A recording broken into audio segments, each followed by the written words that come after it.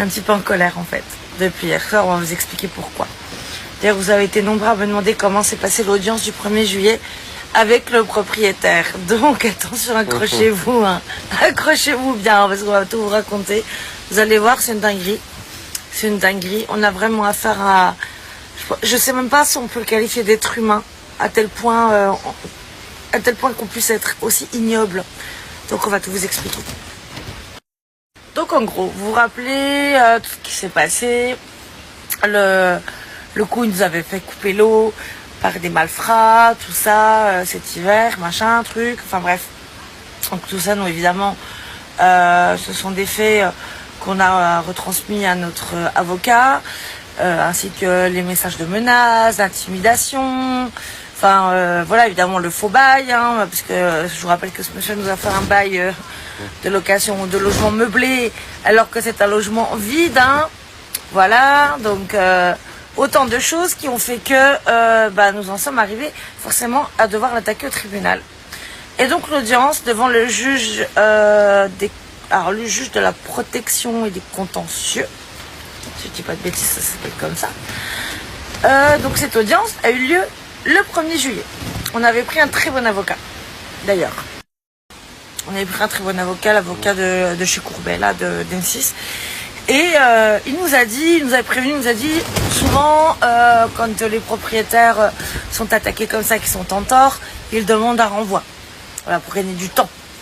Juste pour gagner du temps, forcément. Parce qu'il sait qu'il va perdre de l'oseille. Donc quitte à perdre de l'oseille, autant le perdre plus tard, quoi, forcément. Hein. Donc évidemment, moi je suis dénoncée aussi au fisc. Parce que ce monsieur, faut savoir qu'il a plusieurs logements qu'il loue sous ce mode-là.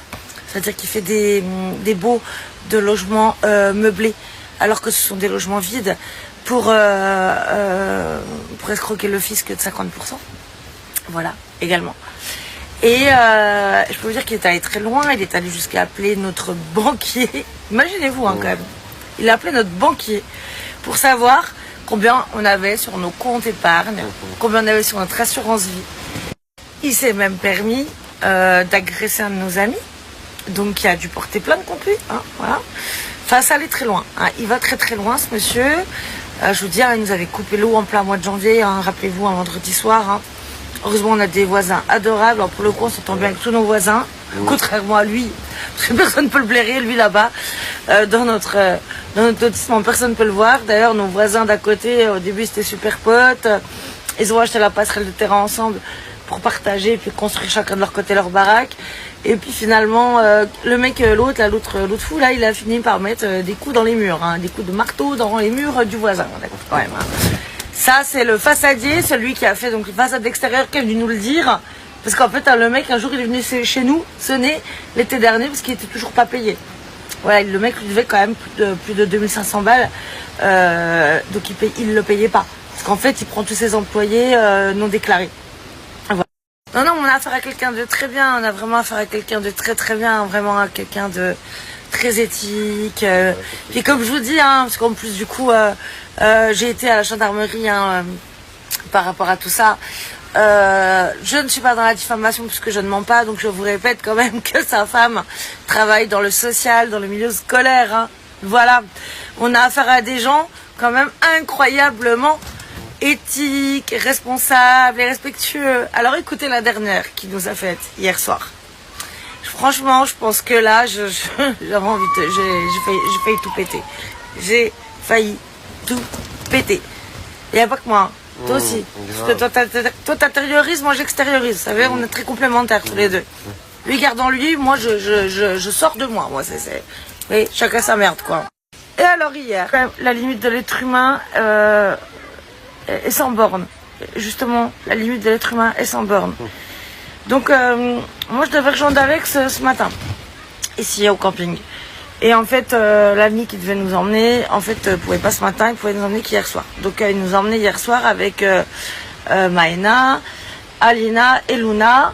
Lena étant restée avec la nounou et Léo, du coup, travaille. Donc voilà. Imaginez-vous qu'on arrive ici au camping.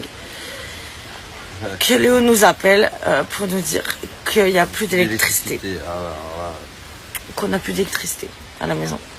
Donc là, on comprend pas.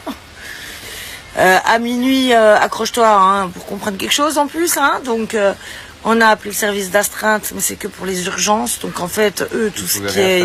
Voilà. Non, tout comme ça, lui, il pouvait rien faire. Donc, fallait rappeler que ce matin à 8h.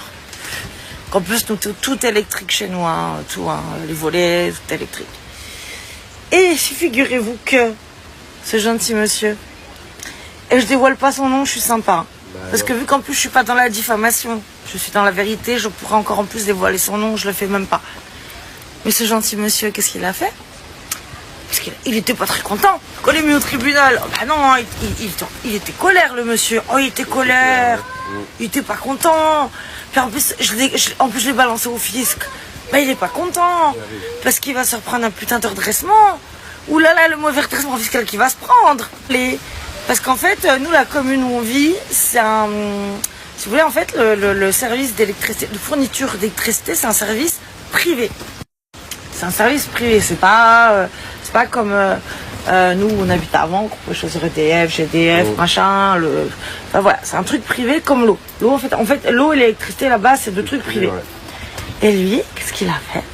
Il a appelé pour dire que le logement était vide, qu'il n'y avait plus personne dedans.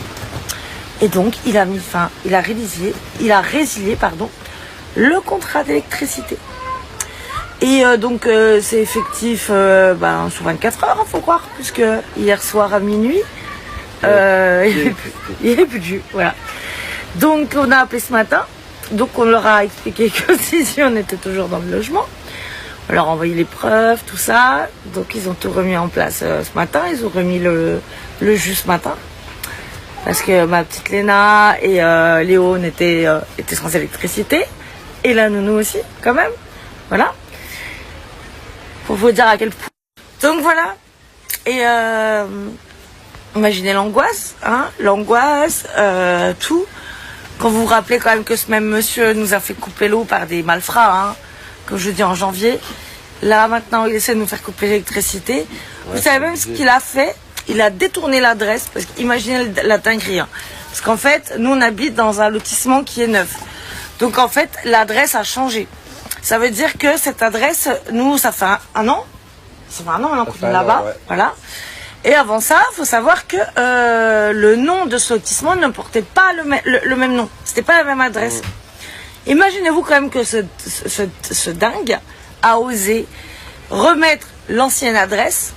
En fait, a changé le nom de l'adresse du lotissement pour qu'on ne reçoive plus les factures d'électricité, dans le but qu'on se fasse couper l'électricité. Si bien qu'on s'est retrouvé qu'une facture de 5000 balles il y a un mois et demi. Donc en fait, dites-vous que le mec, il a quand même fait remettre l'ancienne adresse pour qu'on ne reçoive plus les factures et espérant qu'on n'ait pas les moyens de payer l'électricité et qu'on se fasse couper, sauf que manque de bol. C'est con, hein? On les avait payés les 5000 balles. C'est moche. Enfin, en tout cas, tout ça pour vous dire qu'on a encore affaire à une belle personne. Voilà, une belle âme humaine. Qui, je rappelle, hein, et je le répète, hein, parce que, comme je l'ai dit quand même à la gendarme, hein, quand j'y suis allée, justement, c'était tout ça, on a quand même affaire à quelqu'un qui a quand même une épouse, qui est quand même assistante sociale dans le milieu scolaire.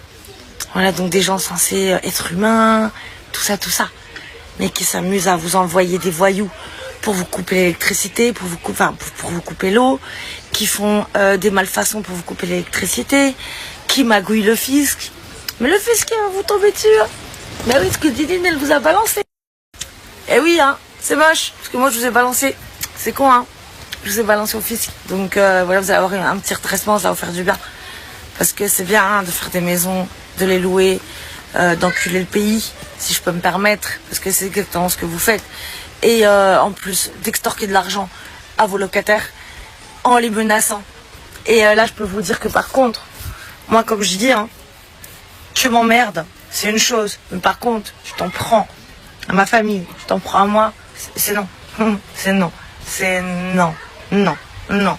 Non. Je lâcherai pas. Je lâcherai rien. Je lâcherai que dalle. Donc là, je peux vous dire que ce qu'il a fait là, c'est gravissime. C'est interdit, encore une fois. Encore un nouveau délit. Il commence à l'accumuler, le mec. S'il continue comme ça, je pense qu'il va finir en tôle. Voilà, donc j'espère que j'espère que ses filles et sa femme sont fiers de lui, de voir ce qu'il fait de bien. Hein, voilà, qu'est-ce qu'il fait de bien ce monsieur. C'est très bien. Parce qu'en plus, là, faut savoir que là, sur l'audience qui avait lieu le 1er juillet, faut savoir que là, le loyer a été revu à la baisse, parce qu'évidemment, un logement vide se loue moins cher qu'un logement meublé. Il y avait des dommages à intérêt de demander. Enfin, voilà, il y avait comme... Enfin, tout était contre lui. Donc, forcément... à part demander à renvoi, tu me l'avais dit l'avocat, mais tous ils demandent tous un renvoi. Dès qu'ils sont en tort, les propriétaires, dès qu'ils sont en tort, ils demandent un renvoi.